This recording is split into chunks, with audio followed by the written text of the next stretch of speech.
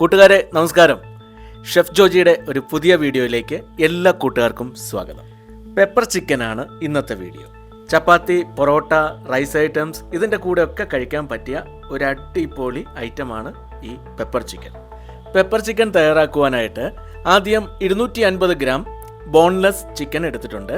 Chicken ചെറിയ പീസുകളായി മുറിച്ചെടുത്തിരിക്കുകയാണ്. ഇനി ചിക്കൻ്റെ കോട്ടിംഗ് തയ്യാറാക്കാം. അതിനായിട്ടൊരു പാത്രം എടുത്തിട്ടുണ്ട്.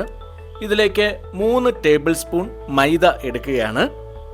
അതുപോലെ 3 ടേബിൾ സ്പൂൺ കോൺഫ്ലവറും എടുക്കുന്നു. 1/4 ടീസ്പൂൺ ഉപ്പ് ഇതിലേക്ക് ചേർക്കുന്നു. 1/2 ടീസ്പൂൺ വൈറ്റ് പെപ്പർ പൗഡറും ചേർക്കുന്നു. 1 ടീസ്പൂൺ സോയാ സോസ് കൂടി ഇതിലേക്ക് ഒഴിച്ചു കൊടുക്കുകയാണ്. 1 ടീസ്പൂൺ പഞ്ചസാര കൂടി എടുത്തിട്ടുണ്ട്. ഇനി ഇത് നന്നായിട്ടൊന്ന് മിക്സ് ചെയ്തെടുക്കാം. കുറച്ച് വെള്ളം ഒഴിച്ചു കൊടുത്ത് ഇത് മിക്സ് ചെയ്യാണ്. നമുക്ക് നല്ല കട്ടിക്കുള്ള ബാറ്ററാണ് ആവശ്യം. അതിന് അനുസരിച്ച് മാത്രം വെള്ളം ചേർത്താൽ മതിയാവും. ഇപ്പോൾ ഈ ബാറ്റർ റെഡിയായി കഴിഞ്ഞു. ഇനി ചിക്കൻ ഇതിലേക്ക് ഇട്ട് കൊടുക്കാം. ചെറിയ കഷ്ണങ്ങളാക്കിയാണ് ചിക്കൻ എടുത്തിട്ടുള്ളത്. ഇത് ബോൺലെസ് ആണ്.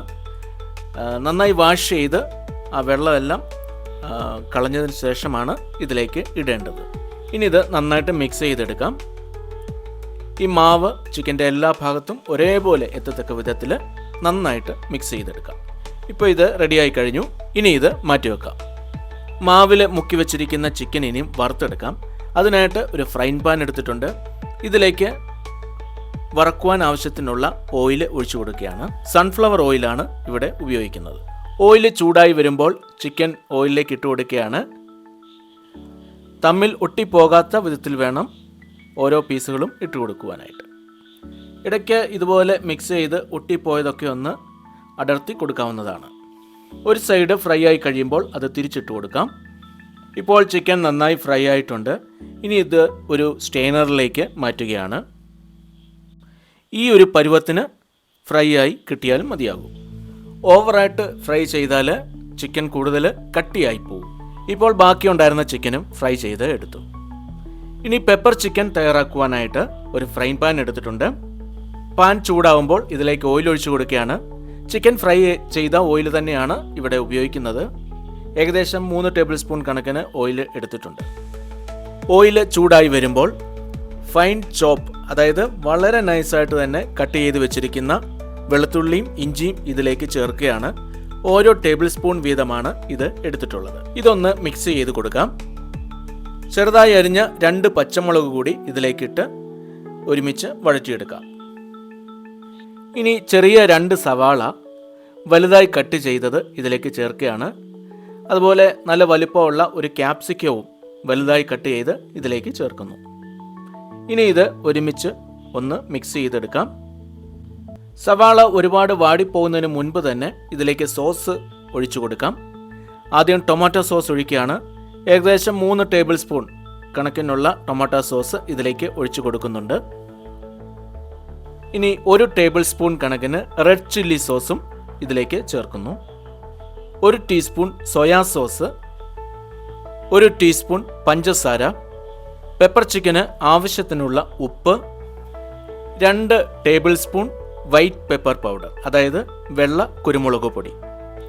ഇനി 1 ടീസ്പൂൺ ബ്ലാക്ക് പെപ്പർ പൗഡറും ഇവിടെ ചേർക്കുന്നു, അതായത് സാധാരണ കുരുമുളക് പൊടി.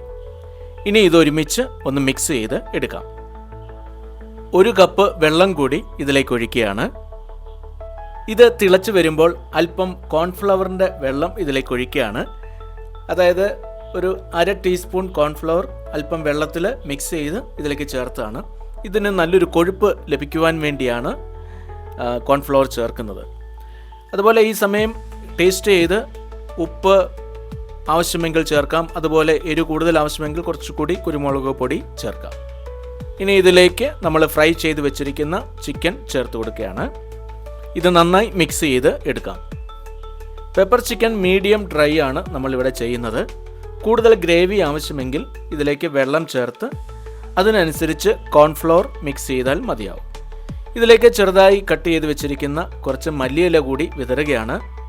സ്പ്രിംഗ് ഓണിയൻ, അതായത് ഉള്ളിത്തണ്ടും കൂടി ഉണ്ടെങ്കിൽ നല്ലതാണ്. ഉള്ളിത്തണ്ടും ചെറിയ കഷ്ണങ്ങളാക്കി ഇതിൽ വിതറാവുന്നതാണ്.